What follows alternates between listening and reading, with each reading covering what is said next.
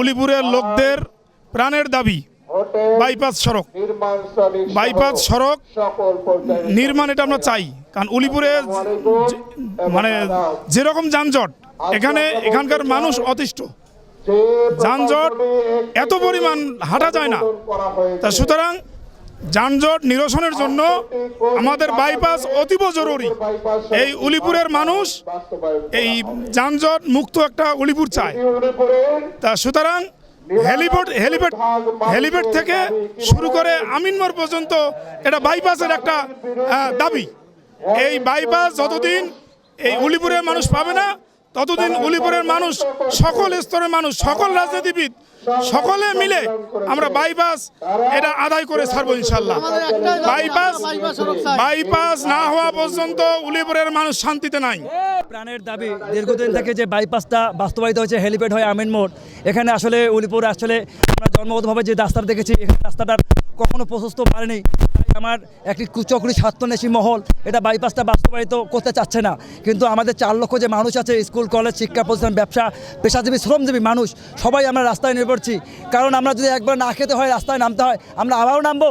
কিন্তু আমরা জেলা প্রশাসনের দৃষ্টি আকর্ষণ করব এবং সড়ক পরিবহন মন্ত্রীর কাছে আমরা বিনীত নিবেদন করব যে আমাদের যে নকশাটা হয়েছে যেন তারেক রহমান আমাদের প্রধানমন্ত্রী যেন আমাদের উলিপুরের মানুষের দাবিটা যেন আশা আকাঙ্ক্ষার জন্য পূরণ করে এবং বাস্তবায়নটা অতি দ্রুত যেন অধিগ্রহণ তারা শুরু করে দেয় এবং আমরা স্বস্তি ফিরে পাই। এবং আমাদের এলাকাটা উলিপুরটাকে অনেক বড় একটা শহর, এই শহরে প্রায় 4 লক্ষ থানায় 4 লক্ষ মানুষের সমাগম।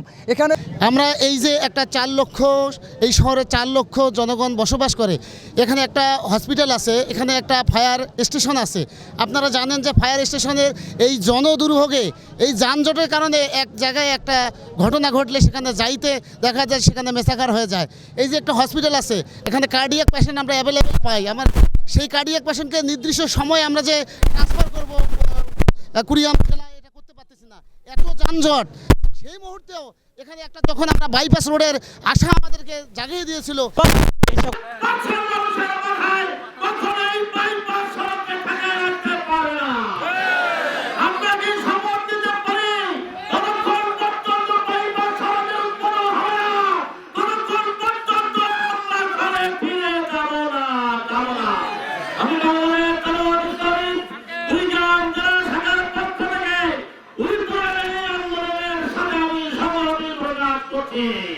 এবং দাবি জানাচ্ছি অনতি বিলম্বে বাইপাস রোডের কাজ শুরু করতে হবে। জেলা প্রশাসনের সাথে গতকালকে বলছি, প্রায় 1 ঘন্টা বৈঠক করছি, ওনারা একমত হয়েছেন, সরকার একমত, বিরোধী দল একমত, সকলেই আমরা একমত হয়েছি। তারা একটা ষড়যন্ত্রে লিপ্ত হয়েছে।